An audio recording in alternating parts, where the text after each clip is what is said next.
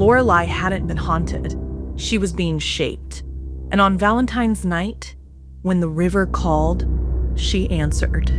Would you dare to listen if it called for you?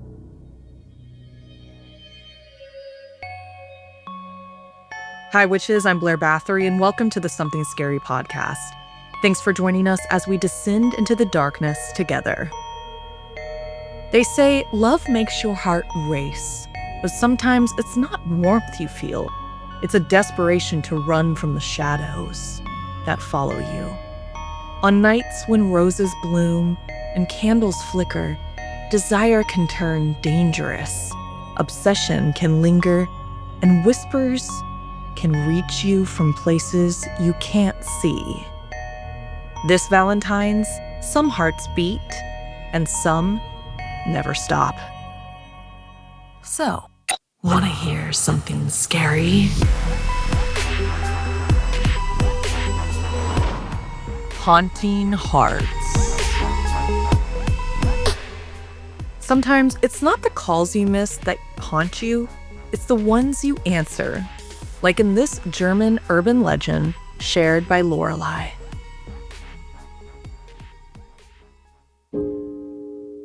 By the second week of February, the Rhine stops pretending it's indifferent to love. Lights are strung along the river walk. Restaurants advertise candlelit tables pressed close to the water. Cruise ships drift past with champagne flutes raised. Violin music pipe through hidden speakers. Every couple wants proof. Phones held high, recording promises before they've had time to fade. Lorelei Weiss avoided the river that week, not because she hated Valentine's Day, but because the Rhine never let her forget what it had taken. Lorelei worked as a sound engineer for a luxury cruise company. Her job was simple in theory: make romance sound effortless. She adjusted microphones, softened engines, erased the clatter of dishes and footprints until love felt clean and cinematic, perfect. She knew better than most how easily emotion could be engineered, which made it harder to explain why the sounds she'd been hearing lately weren't part of any design. It started with the recordings. Management wanted authentic nighttime river ambiance to their Valentine's cruises. Lorelei volunteered. She always did. She told herself it was easier to work alone. She stood on the embankment after midnight, headphones snug over her ears, microphone angled toward the water. The Rhine moved slowly that night, thick and dark, folding over itself like it was thinking. At first, everything sounded normal. Water against stone, a far-off train, the low hum of a passing boat. Then something shifted. A sound too steady to be water. Breathing, Lorelei froze. It wasn't loud. It was urgent. Just close, so close it felt like someone standing directly behind her. Mouth near her ear. She ripped off the headphones and turned. No one. Only the river reflecting city lights in broken pieces, as if it were collecting them. At home, she listened again, slower, more carefully. The breathing was faint, easy to dismiss as static, until a shape formed beneath it, a vowel, then another. By the third playback, the river had learned how to say her name. Lorelei hadn't always lived near the Rhine. She moved there for Jonas.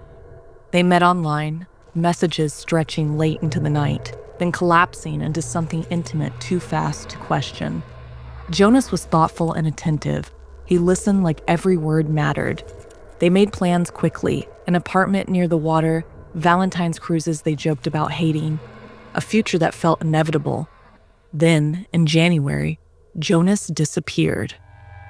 No argument, no goodbye. His number disconnected.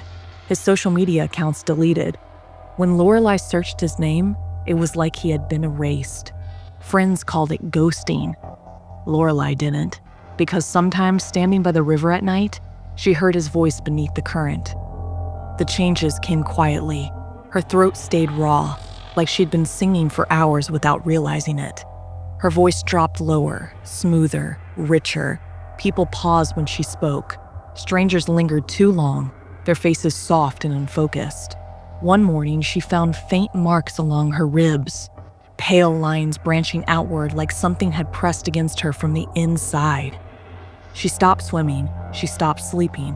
When she cleaned the audio recordings, the voices remained, not one, but many.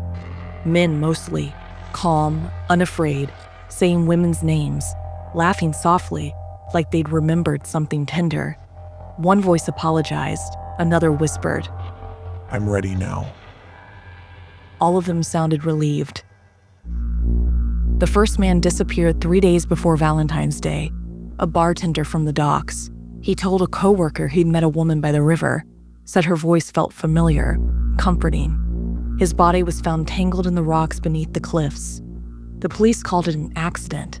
By the end of the week, 2 more men were gone, always alone, always near the water, always smiling in their last photos. Lorelei recognized their words when she read the reports. They used her phrasing. She stopped going to work. Instead, she went to the city library. Buried in the archives was a thin collection labeled simply, Lorelei. Old folklore recordings, police tapes, interviews with shaken witnesses. Every few decades, the story repeated. A photograph from the 1930s, a notebook entry from the 1970s, a witness statement from the 1990s. Different faces, different genders, different eras. Only the voice stayed the same. One report wasn't folklore. It was an official police statement filed decades ago. The witness, a retired dock worker, insisted the men hadn't fallen or been pushed. He noted each had walked calmly into the river on their own, faces serene, as if answering an unspoken call. He described the woman on the rocks, not as singing to them, but as preparing space for what would follow. According to his statement, the voice itself grew too large for any single body to contain. When it reached that point, the river selected the next vessel. Lorelei played a tape from the 1970s. Her breath caught.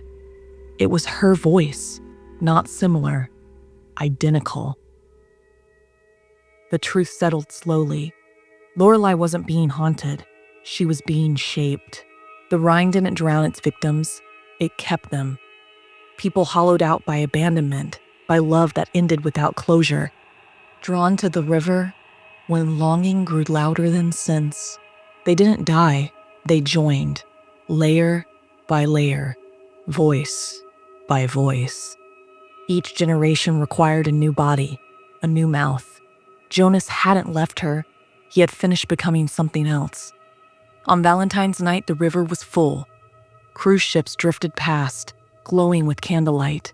Couples leaned together, recording vows they believed would last.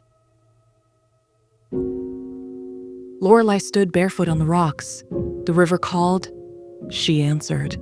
When she sang, it wasn't one voice. It was dozens. The water went still.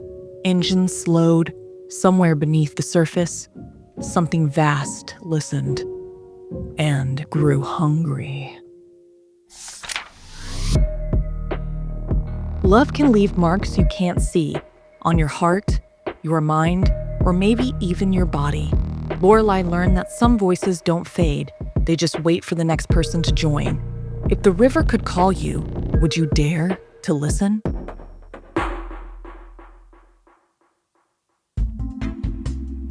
And this week's updates, I don't really have that many. I might be working on a new project, but I can't really say anything yet.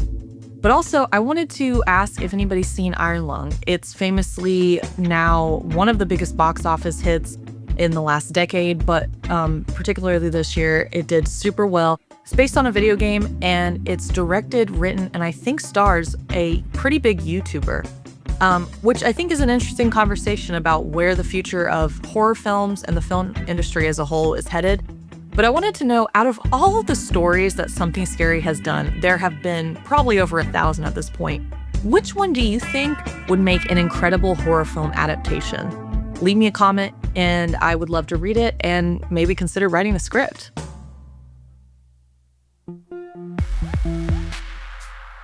Sometimes the person who watches you most closely isn't the one who loves you. It's the one who's already rewritten your life in their mind. Like in this terrifying account written by Sarah Lukasiewicz. Dominic had always been careful online. He posted selectively and thought he knew the limits of his digital footprint. That made it all the more intoxicating for Avery. From the moment she noticed him at the cafe near her apartment, she began constructing a story about his life that only she could see. She tracked what coffee he ordered, what route he took to work, even the songs he listened to while jogging. At first, it felt like harmless curiosity, a harmless thrill, but soon, she realized how effortlessly she could create intimacy without him ever noticing. She started small, a casual comment on a mutual friend's post, phrased to imply a shared memory, a fleeting message referencing a song he had liked, though she knew he had never discussed it with her. Every interaction was carefully curated, designed to make him think she had been there, paying attention all along. And in her mind, the connection was perfect. Every smile he flashed in a photo, every laugh in a video clip, was evidence that he was hers, even though he didn't know she existed. As the weeks passed, Avery's attention became meticulous. She charted his routines, tracked the small changes in his life, and began subtly altering details in the story she told herself. If he skipped a coffee stop, she imagined a reason. If he laughed at something she hadn't shared, she rewrote the memory, folding it into her narrative. The thrill wasn't just in watching him, it was in shaping his world, invisibly, until it fit her imagination perfectly. By the end of the month, the line between reality and her story had blurred. Dominic wasn't just a person she observed. He was a character she controlled. She whispered to herself, as though he could hear, "You showed me who you were. I just noticed, like I always do." And in that quiet thrill, Avery felt a frightening sense of power. Avery's obsession deepened. She didn't make mistakes, didn't act rashly, but she couldn't stop noticing. Every post, every subtle expression, every fleeting glance captured in a photo became a clue, a thread she could weave into her narrative. She began predicting his routine, knowing which street corner he'd take, which cafe table he'd occupy, even what drink he'd order. When he deviated from it, panic fluttered in her chest, a thrill and a fear all at once. One evening, she saw him outside her building. He had stopped to tie a shoelace, completely unaware she was watching from the shadows. Heart racing, she ducked behind a parked car, whispering the story to herself. Her mind raced. What if he looked up? What if he noticed her? But when he continued walking, oblivious, a wave of triumph washed over her. She existed in his life in a way he would never know. Then came the realization that chilled her even more. Dominic wasn't the first, nor would he be the last. Avery had done this before, with other men. Every detail she referenced, every memory she fabricated, was honed in previous rehearsals. Each target had been folded into the same script, same nicknames, same imagined anniversaries, same perfect little coincidences, and then discarded when the illusion lost its thrill. Dominic had become her most intricate story yet. She began testing boundaries, small risks that felt thrillingly dangerous. She sent messages that could be traced, lingered in spaces where he might notice, manipulated shared friends to mention her name casually. Every near miss, the time he turned his head just as she ducked behind a wall, the time a friend almost replied to a message meant for him, made her heart pound. The danger heightened the intimacy. In her mind, these were shared moments, proof of a connection only she could see. One night, she stared at his photo, whispering the words she had repeated in her mind for weeks. "You showed me who you were. I just noticed. Like I always do." And she imagined him nodding, agreeing, even though he had no idea. In her story, he belonged to her, perfectly, inevitably, and she had orchestrated every detail to make it so. Avery's obsession became a quiet ritual. She watched, she noted, she imagined conversations and laughter that never happened. She never touched him, never confronted him, But every reaction he made, every post, every fleeting glance became evidence that her story was working. When he smiled at something she had subtly engineered, it felt like a confirmation. He existed in the narrative she had built. But sometimes fear crept in. What if someone else noticed? What if Dominic suddenly looked too closely, too long? One evening, he lingered on a street corner longer than usual, glanced around, and Avery froze, heart hammering. She ducked instinctively, and in that instant, she realized, even in her perfect story, he remained a real, unknowable person. The illusion could unravel in a heartbeat. Still, she couldn't stop. She left subtle breadcrumbs, suggestions, and shared spaces, almost imperceptible signs that only she and the story she built understood. In her mind, every detail mattered. Every interaction was proof of a bond no one else could see.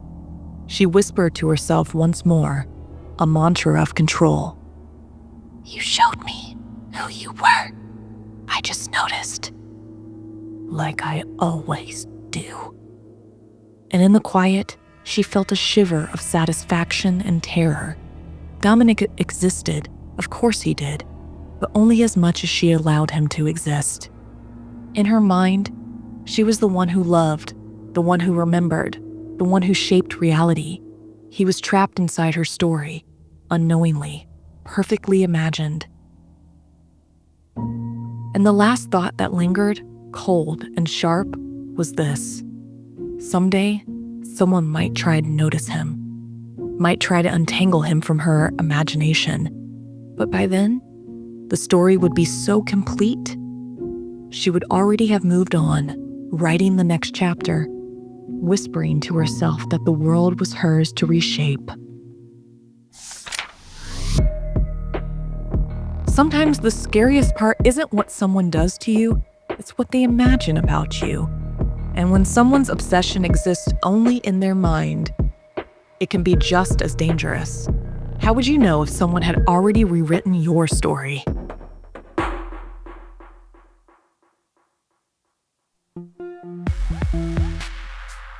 It's time for something from our listeners, and this week I wanted to share an email.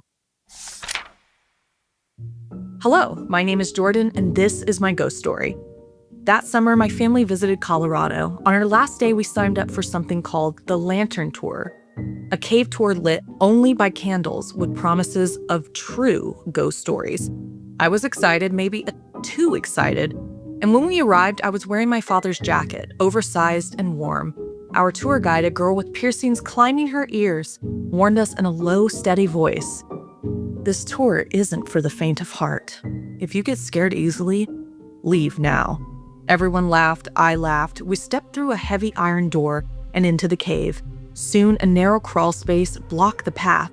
I slipped through easily. My parents and other taller adults struggled. When we emerged, small buckets turned into lanterns surrounded a single flickering candle. We lit our lanterns from it and followed her deeper into the shadows.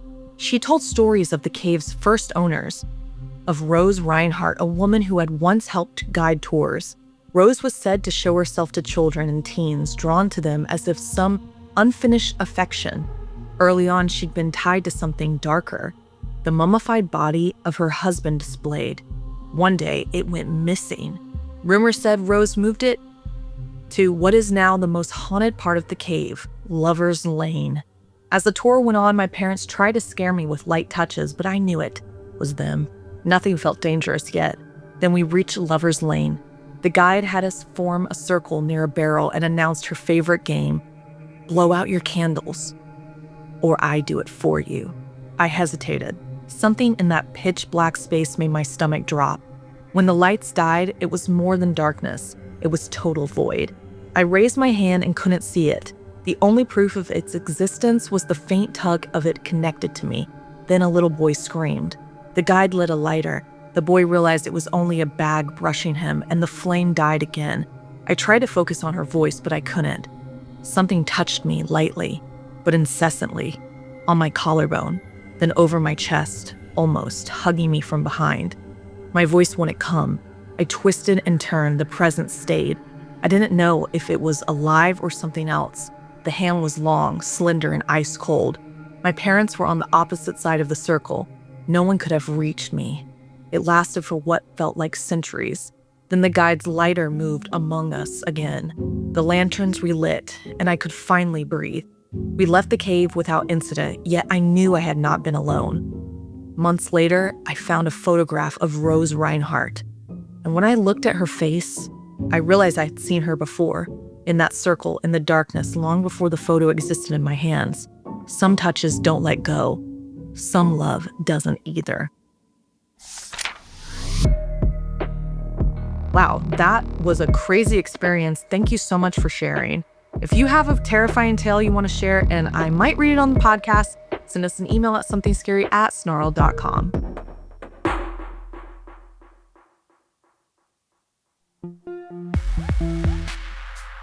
Sometimes it's not the love we lose that haunts us, but the ones we refuse to let go, even in death. Like in this famous, terrifying tale from 1930 by William Faulkner, A Rose for Emily Abridged. When Miss Emily Grierson died, our whole town went to her funeral. The men out of respect for a fallen monument, the women mostly out of curiosity to see inside her house, which no one had entered for at least 10 years except for her old servant, Tobe. Her house, once white with cupolas and spires, now squatted in stubborn decay among cotton wagons, garages, and gasoline pumps. It was the last survivor of Jefferson's once grand street, lifting its stubborn gloom above the modern intrusions. Emily had gone to join the dead, the representatives of those august names buried in the cedar-bemused cemetery with Union and Confederate soldiers. Emily had always been a tradition, a duty, a hereditary obligation. After her father's death in 1894, Colonel Sartoris, then mayor, excused her from paying taxes, claiming her father had loaned the town money long ago. Only a woman could believe such a story. When the next generation of officials mailed her a tax notice, she replied simply, "I have no taxes in Jefferson. See Colonel Sartoris," who had been dead for nearly 10 years. A deputation came to the house. Tobe admitted them into the dim, dust-choked hall and parlor, furnished with cracked leather furniture. A crayon portrait of her father stared down from an easel. Emily entered, a small, fat woman in black leaning on a tarnished ebony cane. Her bloated, pallid face made her eyes seem like coal pressed into dough. Her voice was dry and cold. "I have no taxes in Jefferson. See Colonel Sartoris," she said. When the officials protested, she called Tobe to show them out. She vanquished them as easily as her father had once done, and the town accepted her stubborn defiance. After her father's death, Emily went out very little. After her sweetheart abandoned her, she became nearly invisible, attended only by Tobe. A few neighbors dared to call, but received no welcome. Then a strange smell began to emanate from the house, gross and pervasive. Complaints reached the mayor, Judge Stevens, who, with the board of aldermen, secretly scattered lime around the house to neutralize the odor. At night, 4 men crept across her lawn, sprinkling the powder in the cellar and outbuildings, while Emily sat in a window like an unmoving idol, motionless against the light. After a week, the smell vanished. Time passed and Emily attracted attention again. A Yankee laborer named Homer Barron, a large, boisterous man with lighter eyes, became a regular presence. Children followed him to watch him curse the workers and sing in time with the mules and pigs. And soon the townspeople began to see him driving in a yellow-wheeled buggy with Emily on Sunday afternoons. Initially, the woman approved, thinking Grierson would never seriously consider a northerner or laborer. Yet others whispered what grief and isolation had warped her, and the gossip spread through drawn blinds and hushed voices. Then Emily made a startling purchase from her local druggist. Arsenic. "I want the best you have," she said. When the druggist asked its purpose, she only stared, tall and unyielding. Whispers filled the town. Would she use it on herself? On Homer? Emily continued her quiet, eerie life. Homer Barron disappeared, the front door remained shut, and Tobe became the only visible link to her existence. Her hair turned iron gray. Her figure grew heavy, yet she maintained the air of impervious dignity. She gave lessons in china painting for a time, then closed the studio. She refused postal boxes and metal numbers, defying the modern world as she always had. The town watched in silent fascination, pity, and dread. Over the years, Emily became an emblem of stubborn defiance. She lived in a world of dust, shadows, and memories, rarely seen except at her windows or in brief moments of Tobe. Occasionally, she was glimpsed buying groceries or driving her buggy, but mostly she was a presence. Behind locked doors, behind drawn blinds, a ghostly figure of the past, lingering stubbornly in the present. Her house seemed alive with her absence. The floors creaked under invisible weight. The shutters rattled in the wind, and faint odors half forgotten would escape from time to time. People said that inside, the furniture was draped in sheets like mummified relics, and that the shadows clung thickly to the corners of the room. Tobe went in and out silently, and the occasional glimpse of Emily at the window was enough to set imaginations on fire. Then the whispers of the townspeople grew louder. They said she had gone mad, that Homer Barron had left or perhaps died at her hand. Some older men recalled the tableau of Emily with her father, his back to her, horsewhip in hand, the image of control and fear frozen in time. It was as if Emily had inherited that quiet tyranny, her devotion to the past twisted into an obsession. Emily herself, despite her isolation, seemed unaware of time's passage. She maintained her rituals, the china painting lessons, the trips to the grocer, the ordering of mysterious goods. Yet the house remained shut except for Tobe, dust thick on the floors and suffocating stillness that pressed on anyone who dared to enter. When Emily purchased arsenic, the rumor spread quickly. Some said she intended to kill herself, others that she would poison Homer Barron. But Homer, for all his visibility, was never seen again. Emily reimagined in her shuttered house, a monumental figure of quiet horror. Years passed, her hair became iron gray, her figure heavier, and her eyes retained their sharp, haunting glance. She moved through the house like a shadow, Tobe carrying her needs silently from room to room. Occasionally, the townspeople would see a glint of her figure in a window, or the yellow-wheeled buggy waiting in the yard. But for the most part, she was a phantom behind the shutters. Finally, after Emily's death, the house fell silent. Tobe met the first of the ladies at the front door and let them in, then disappeared, walking right through the house and out the back, never to be seen again. The two female cousins arrived immediately and organized the funeral. The town came to look at Miss Emily beneath a mass of flowers, the crayon face of her father musing profoundly above the bier. Old men, some in faded Confederate uniforms, wandered the lawn, recalling Emily as if she had been a contemporary of theirs, confusing memory with time as the elderly often do. It was then that we remembered the upstairs room no one had seen in decades, a forbidden space, sealed and private, long the subject of speculation. Finally, after the funeral, it was forced open. Dust hung thick in the air, acrid and suffocating. The room was arranged as for a bridal chamber, faded rose curtains, tarnished silver and crystal, coated in the persistent dust of years. A man's clothing lay neatly folded, collar, tie, socks, and shoes. On the bed lay Homer Barron, long dead, his body preserved in eerie stillness. The pillow beside him bore the indentation of a head. Leaning forward, we noticed a long strand of iron gray hair tangled in the dust. Emily had lain beside him in death, a grotesque testament to obsessive love, her devotion having endured beyond life itself. Emily's life became a tomb of her own making, a devotion twisted beyond reason. We judged her, pitied her, yet somehow envied her absolute control. How much of our own darkness do we carry unseen until it is too late?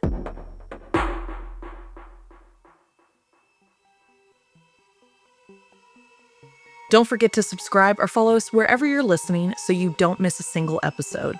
And if you know someone else who loves horror as much as you do, share today's episode and help us spread the fears. And don't forget you can send us your own spooky encounter or terrifying tale by emailing us at somethingscary@snarled.com. This week's podcast stories were edited by Sarah Lukasiewicz, narration by Blair Bathory, produced, edited, and mixed by Fitz Harris, executive produced by Gail Gilman, music by Sapphire Sindalo and Calvin Linderman. If you have a story you'd like to submit, send me an email at somethingscary@snarled.com. Don't forget to watch the video version of Something Scary over at youtube.com/snarled. And if you'd like to support the show and everything we do at Snarled, join our Patreon at patreon.com/snarled.